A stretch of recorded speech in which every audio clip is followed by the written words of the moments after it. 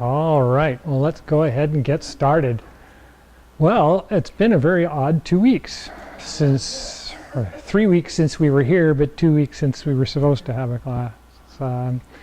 And I hate to just put something simple on such a complex disaster as this has been, but during this last 2 weeks really was that period of kind of cutting stuff off, getting rid of all the excess, clearing out the unnecessary stuff. And my wife and I had that same thought as the fire was coming over the hill. It was kind of like, well, what do we really have to have? You know, you start looking around the house and thinking, well, what do we have to have? You know, grab some water and some food, get in the car, and let's just go. You know, and so we kind of have that opportunity in a little more broader a sense, with the heavy shoe hitting the floor, that this can bring us. And this is that time of year. The last two Chi nodes, we kind of talked about bringing the metal of life down into the forge and refining that metal and making something out of it. And now it's time to turn it into a knife and cut off excess and cut out rot and get rid of those things. And so this time of year, when we look at the weather around us, when we look at the season and all of the things that are going on, it seems appropriate. You know, we're getting ready to go into the winter. And then the reading today, Change, talks about how, you know, if something isn't working for you, then you need to change. And with it comes new experience, and with it comes new realization. And when I step back and I look at these things for myself, I often find that I'm going around in a circle. I did something that was great for a while, I let it go, I went on to something else, and a whole bunch of something else later, I'm kind of back to one of the things that I did before. But it's new again, right? And so that's kind of what we look forward into spring. From here, it's going to be a long ride through winter. But we can always expect spring will come. You know, we have the celebrations of the fall and then the winter, and then that kind of solemn period in the winter where everything just seems to be very quiet inside and not a lot goes on until spring happens, and then everybody's just got that energy to want to get out again and want to get moving again. And so we've got to accept this is kind of the time. This is the time to see where we are moving into the winter, and if things that we used to do going into winter aren't working, we need to change. We need to find a new way to do it, or accept the change of things in ourselves and face that this is the way we're going to do it now, which so many people are seeing right now. There isn't a choice. This is the way it's going to happen. And so we feel that in the season and in ourselves at this time. Any thoughts on that? Any questions about the reading or diet for this time of year? Diet's always a good one this time of year. Because we're really at the end of the year, it's all about squashes, right? And so you want to make a squash soup. You want to make, you know, sweet squash treats. You want to, right? So just try and take as much of that squash and just do different things with it. This time of year is big for soups, because we're moving into winter pretty soon. Slow cooks, thick soups, stews with just everything in it, because it's that nourishing time of year where we need to get into the real essence of something, and slow cook brings out that fine essence of something that gives us that internal nourishment that we need for the winter time, and that'll build us up so that when spring comes, right, we're better established. Also, seaweed this time of year, seaweed soups, you know, nori or actual miso, any of those things are really, really good this time of year. It helps to flush out the heat of summer, right? and so that we can get rid of the lingering summer stagnation that's always clinging on, and let that move through us. And if we take the opportunity to do these things now, we'll also notice that even though we can feel that it's cold, it doesn't feel as cold, right? Because we've gotten rid of the excess heat. And so now the difference between the inside and the outside aren't as great. And it's kind of cold out, put on a jacket, I feel fine. Instead of, I just can't get warm, you know, it's like it's always cold this time of year and it's driving me crazy, you know. We've kind of got to work through that a little bit, and that'll help a lot. Also the moving exercise. Does that answer your question okay? Any other thoughts on? Okay, so the movements for this time of year, of course, is all about grounding, balancing, feeling where everything is settling down in the body. And so heat is represented with the upper half of the body, and cold is represented in the lower half of the body. And so a lot of people notice that instead of feeling their heart pounding a lot, which during the summer happens a lot, we get that excited all the time and we're doing things all the time, is we're more down here in the waist. We're more kind of heavy in the tummy kind of feelings, and then the legs get kind of thick, and we get that sensation, I want to sit down a lot, or I want to, you know, gently do things. But it's also important to realize that the balance of the body, even though we see it as being in the dantian, in the summer it's above the dantian, in the winter it's below the dantian, right? So it kind of cycles.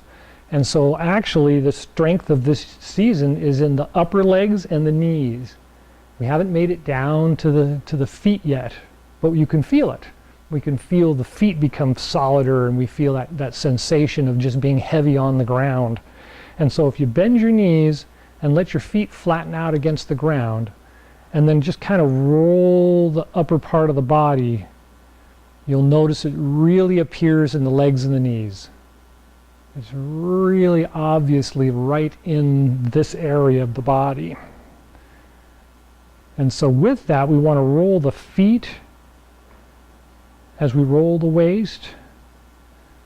And if you get that, or if you have the moment to think about the bucket of water, I'm kind of holding this bucket of water and I'm rolling the water around and around, and then try and turn it the other way and see if you can get that nice sensation of things rolling smoothly around and around.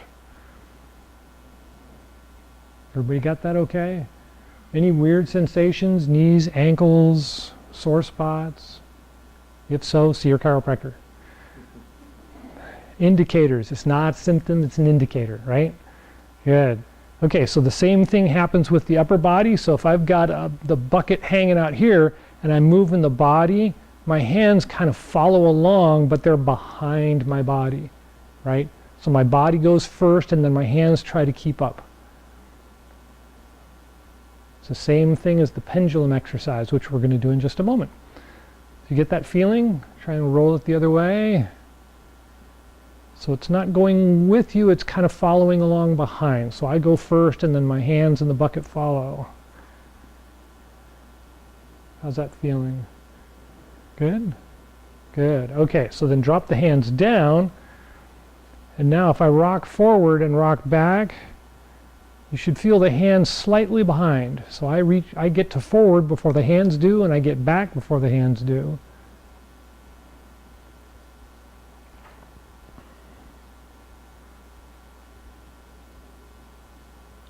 So far so good. And put the hands in front just slightly, and we're going to go side to side, and you want to feel the same thing. I move first and then the hands try to follow.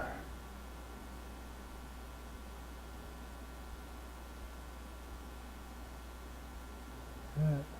And for those of us that have been practicing Tai Chi, put the hands behind you and try to do the same thing. Good, nice. Get a nice feeling for that kind of rubbery sensation in the body, right? Kind of that fluid character in the body. Any questions about the exercise? Okay. So with that, we kind of move right into the idea that if everything is in the center and moving in and down, then how do you do Tai Chi, right? How do we do the movements of Tai Chi? In the summertime, there's this great big lift up my chest, expand my arm, and then collapse down in this great big wonderful looking movement. But when we do it in the wintertime, I don't even need to move my feet. I can just kind of go.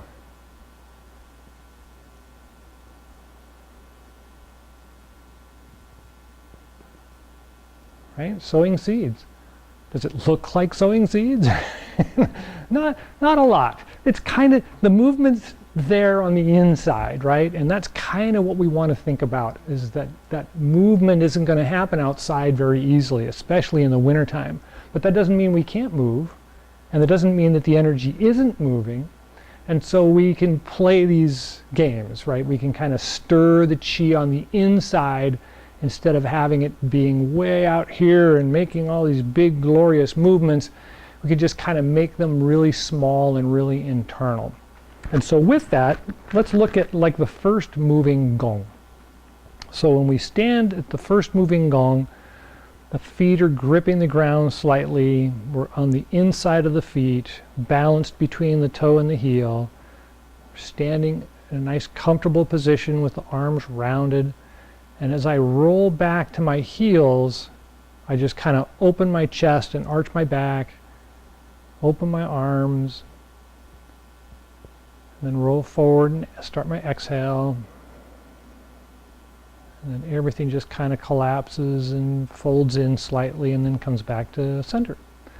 And so I don't really have to move too much. If I can think about the sensation of my feet rolling, and then make it smaller and smaller and smaller until I can just perceive that I'm rolling to the toes, into the inside, back to the heels, to the outside, and back to the toes. It doesn't take too much, right? It's this little tiny movement, little change in balance. And so if I can add my hips and my chest and move my arms a little bit to follow along,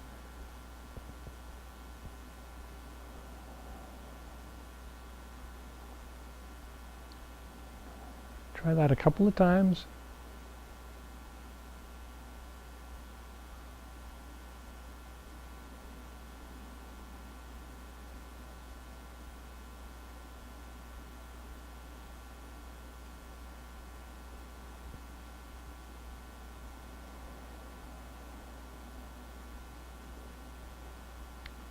And then relax.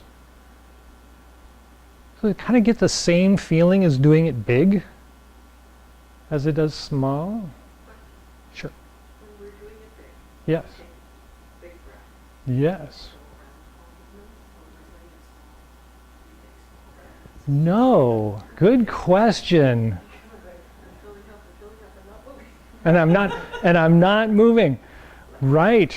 So we talk about it, and we've talked about it quite a few times, that the sensation of our energy is actually moving from outside centric to inside centric, right?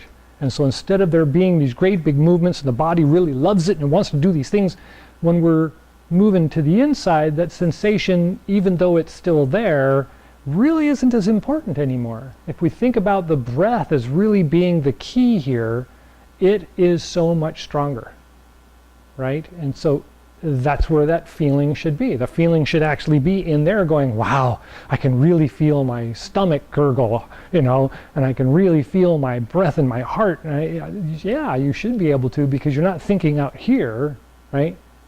You're thinking in here. And so the idea of that breath becomes the bigger thing.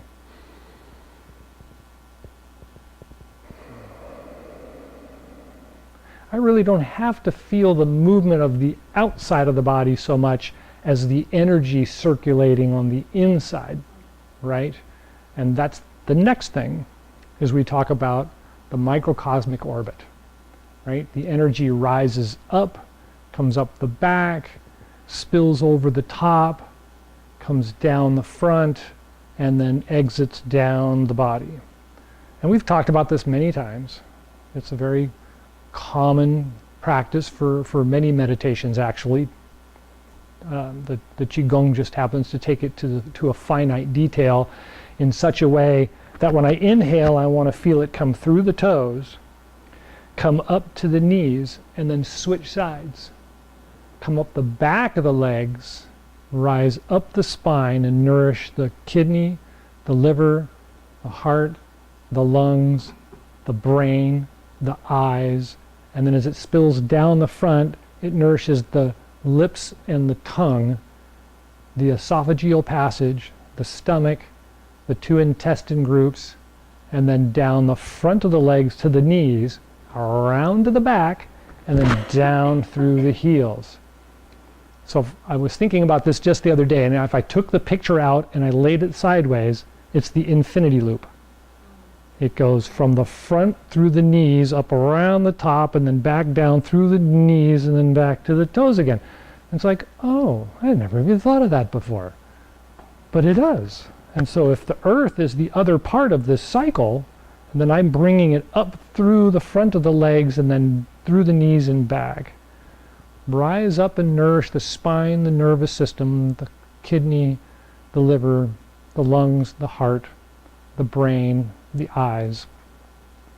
And the mouth and the tongue represent the stomach and the heart. And so when we nourish those two, we can feel the slight tingling in the lips and the tongue.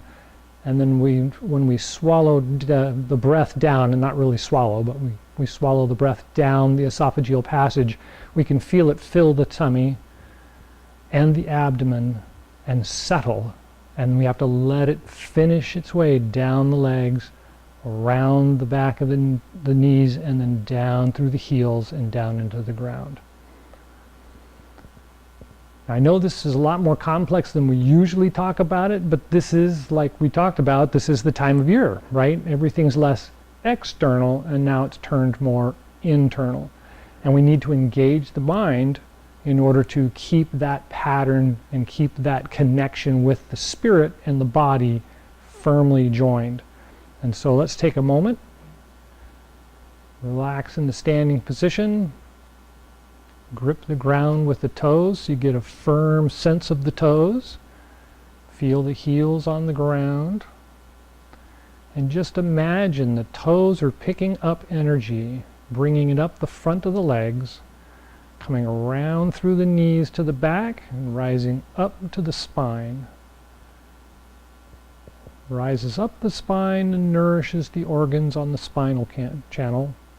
Then over the brain and the eyes, down as you exhale through the mouth, the esophageal, and then the abdominal organs, down the front of the legs, around the knees to the back of the legs, and then down and out the heels. And just try that a couple of times. You don't have to remember all of it, but try and think about it as you take a couple of breaths.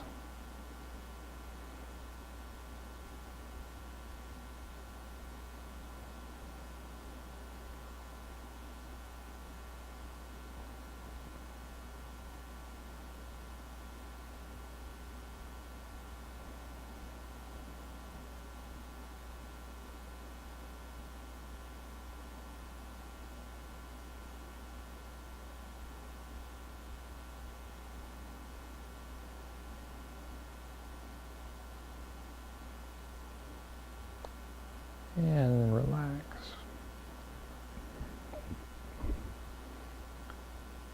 Good. How'd that feel? Is it making more sense? Is it starting to feel like you get a connection with it? Good. So any thoughts about that exercise? How about making things smaller? Kind of makes sense. It's going to get cold. You're not going to want to be waving your hands around as much, right? So think about that, right? Think about that kind of slight stirring is actually happening inside, and the outside's just a mild reflection. Instead of during the summer, all the energy's on the outside, and the inside's a mild reflection, right? So it kind of changes that thought and that movement. So with this time of year, or I should say during this time of year, because we're still in the transition into winter, 2 weeks, and then we will hit the winter begins chi node. So that fluid kind of movement, rhythmic kind of movement is still really good this time of year to shake off the last sticky summer energy. And so the do chi exercise is really good. And we talked about that bucket, right? That idea with the bucket. So we really want to kind of get that rubbery feeling in the body and bounce the bucket a little bit.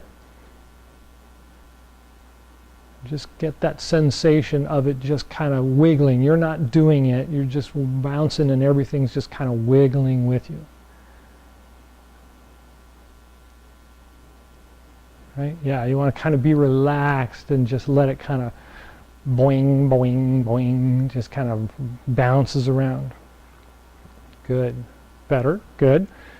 So the same thing happens when we're moving through the day. If we need to reach up and grab something, don't think about it as being crass, right? Don't do things without purpose, right? I got to grab that. Fine, grab it, right? Kind of make it a flow of some sort. Find a pattern in it that makes it smooth and smooth out the jagged characters, right? And get rid of that jaggedness. No sharp edges moving into winter. That's a famous statement from a monk. No jagged edges moving into winter. There'll be plenty of them. Ice forms its own jagged edges. Don't need them on the inside. We want them smooth on the inside. So far, so good. Okay, so with the Tai Chi movements, or the Qigong exercises, this time of year is good for the second moving gong, because we want to strengthen the legs as we go into winter. Things are going to get heavier.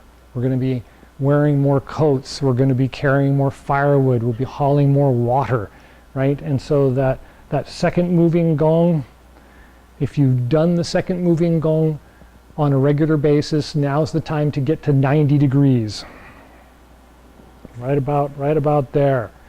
And so it should be fairly comfortable to be able to get down that far. If you still don't have as much knee flexibility as you want, the idea of just kind of doing this movement, right, builds up that strength and helps to nourish the second heart, right, the second pump of blood in the body. It's in the legs. And so we get that rise up and open, and as we've said before, with the making the moves smaller, is we really don't have to make the arms do a lot of big movement. Just kind of rise up and open the hands just a little bit, with the shoulders doing all the work, and then closing back in and coming back down. So the chest does a lot more than the arms and the legs at this time of year. We want to open the heart, we want to open the chest. We want to make sure that we let go of anger, selfishness, all that kind of stuff is all way too summer. In the winter time, we're going to be able to open the door and invite in the cold person who's wandering by.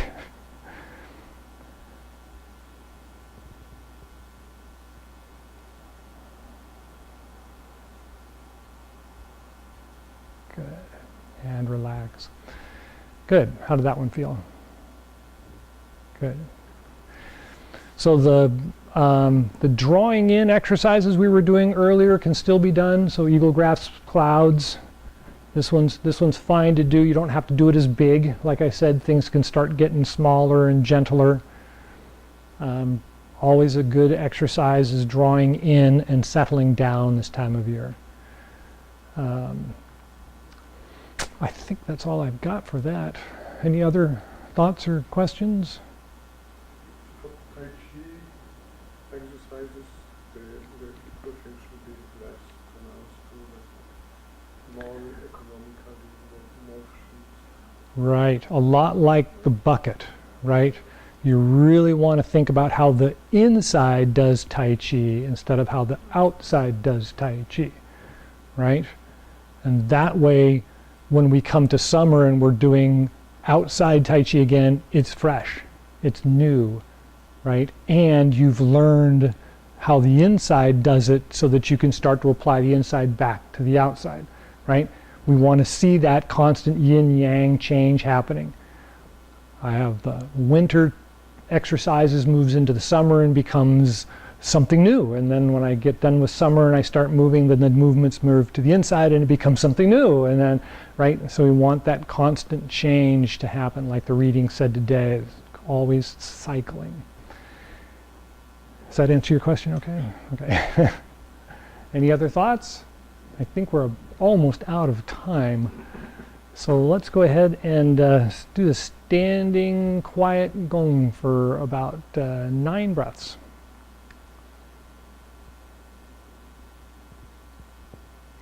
So focus down to the ground, grip firmly with the toes,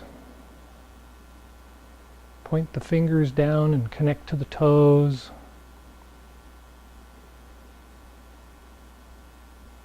Feel the breath really open the chest and lift up the body.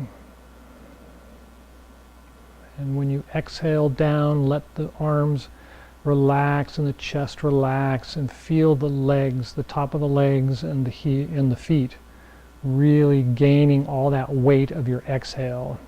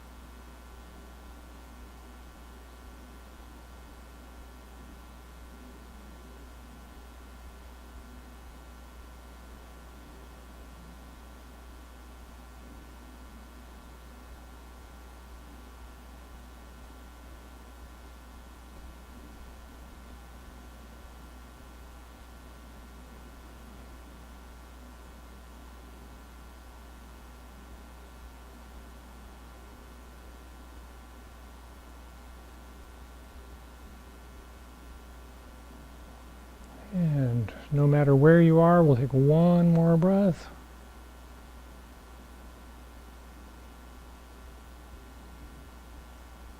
So,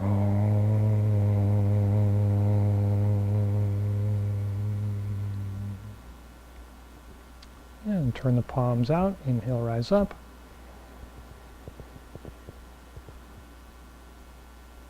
So,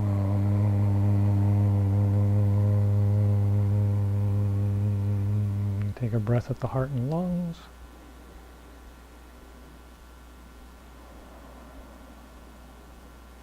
And the Dan Tian and Ming Men.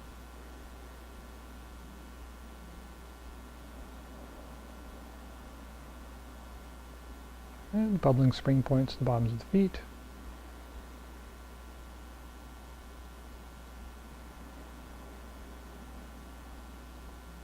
And take a couple more breaths. Feel the feet melt down, kind of connecting down into the ground.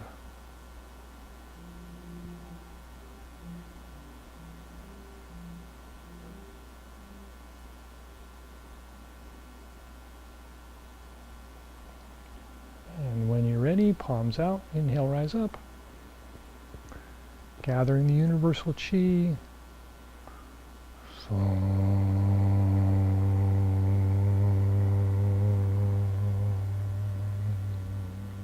take a breath at the heart and lungs.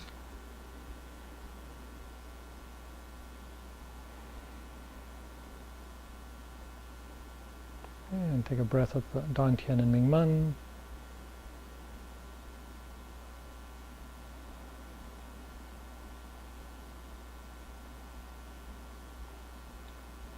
And take a breath at the bubbling spring points, the bottoms of the feet.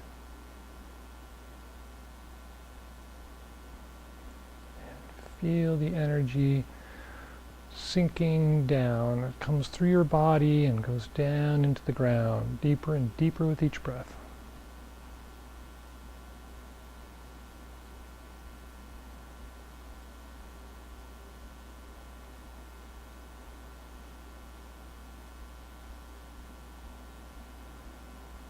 And when you're ready, one more.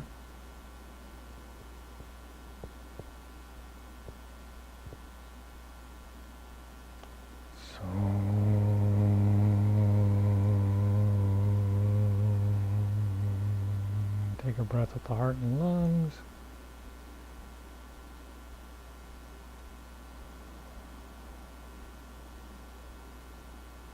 And the Dan Tian and Ming Men.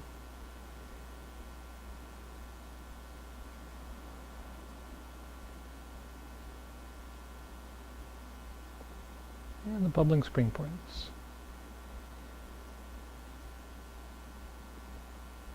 And take a couple more breaths. Feel the energy deeper and deeper into the ground.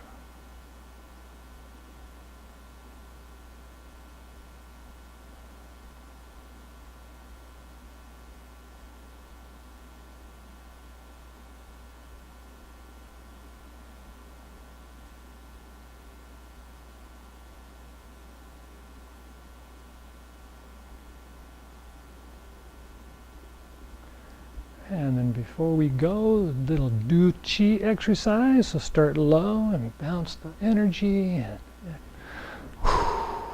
And then in the middle. And up high.